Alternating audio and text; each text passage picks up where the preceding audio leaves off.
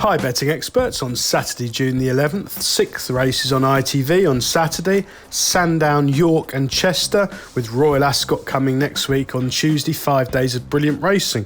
We start off with our betting expert daily napping, the 250 at Sandown. This is the Scurry Stakes, a listed contest over 5 furlongs, a Class 1 for 3-year-olds only, and this looks a brilliant bit of placing by Clive Cox with his Coutura.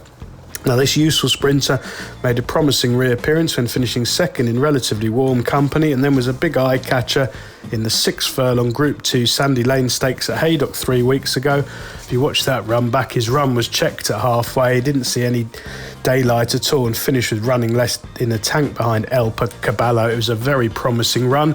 I think this stiff 5 furlongs up the middle of the Esher course should suit ideally.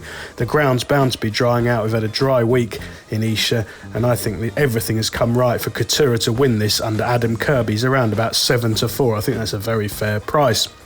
Our betting expert value angle selection runs in the 215 at Sandown, the Claremont Handicap, a Class 2 for 3-year-olds and upwards, rated between 0 and 100 over a mile, and I think via Serendipity should be peaking now. Now, Charlie Fellows is veteran, has got a good strike rate for a handicapper at this level, 10 career wins from 48 starts. He's had a couple of sighters in small fields, pulling hard last time out. That was no good at all under a negative ride at Windsor 40 days ago. He's now pretty well treated on the pick of his form. Optimum conditions back to Sandown, he should go close.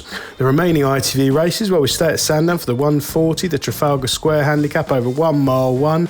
Rudimental comes from a yard who can do nothing wrong at the moment, Hugo Palmer. He's making hay since he took over from Tom Dascombe, and this 3-year-old landed quite a touch on his seasonal reappearance at Redcar in April, and I thought he had excuses when only 3rd at Doncaster last time out, probably ridden 2 forwards in a muddling small field race. He's got lots of upside. He's only had 5 career starts. I think he should be able to defy this kind of mark, and the £5 claimer is the icing on the cake. Harry Davies, very much a young rider to follow this summer. Over to York, the 2 o'clock, the Queen Mother's Cup for female amateur jockeys, 1 mile 4. Well, King of the Midlands remains an expensive and frustrating horse to follow. He's been beaten 5 times, and I think it's fair to say that Yard have been pretty keen on him for at least 4 of those runs, but he's often shaped well in defeat, and I thought he did too much too soon from the front on his seasonal debut at Goodwood at the start of June. He might just sharpen up a bit for that run in a race that makes very little appeal as a betting medium.